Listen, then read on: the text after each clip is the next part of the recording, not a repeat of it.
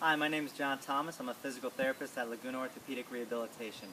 Today I want to talk about something a lot of the runners I work with report, and that's heel pain or plantar fasciitis. Many times they report these symptoms in the morning. They wake up out of bed, they take the first couple steps, and they feel this pain in their heel.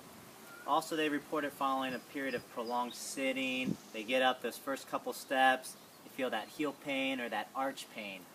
Many times as the movement goes along throughout the day, their symptoms go away, but then they feel it again when they go back to running. What I want to talk about is how to prevent that, or how to address some things that might be causing the stress on that plantar fascia, resulting in pain. A little quick anatomy: the plantar fascia goes from the calcaneus, it branches out like a fan, and it inserts into the metatarsals. What happens with my patients is that it's getting overstretched. The fascia can only take so much pulling until it finally starts resulting in symptoms. Many times it can even turn into a heel spur, and then you start getting these symptoms, and then you can't run. Three things that I see with my runners is limited great toe extension, so the ability of the big toe to extend, because when you're running, you really need a lot of this movement to occur at the toe. You also need the ankle joint to come forward,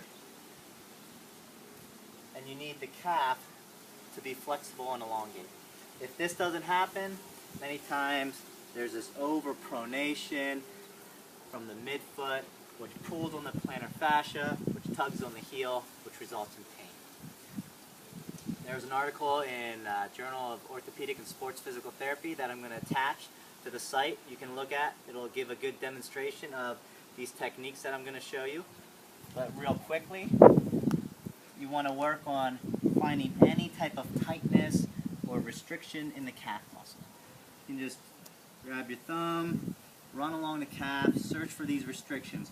Once you find it, these trigger points, you want to apply pressure and then work on elongating that tissue. That's one thing that you want to work on, because if this is tight, it's going to limit your ankle mobility. After you loosen it up a little bit, you want to follow it up with a stretch. You can do the wall stretch, lean against the wall, making sure that your heel isn't twisting out. You want to keep your arch nice and supported, lunging in until you feel a good stretch in the calf. You do not want to feel stretch in the plantar fascia. You don't want to overstretch something that's already being overstretched. Another thing, like I talked about, was the big toe. If this toe extension is lacking, other joints are going to compensate. To work on that, you just grab the big toe, immobilize the joint, try to extend it back till you feel a nice stretch, hold it. Physical therapists are great at working on manual therapy to increase mobility in your toe, your ankle, and your calf. And then really try to work on some of your movement patterns. You know, when you're maybe do a little jogging in place and making sure that you don't have any collapse going on, which is causing faulty movements of the ankle, which may be putting stress on that plantar fascia. Try those things to work on getting rid of that heel pain, and see your physical therapist if it doesn't work for you. Thank you.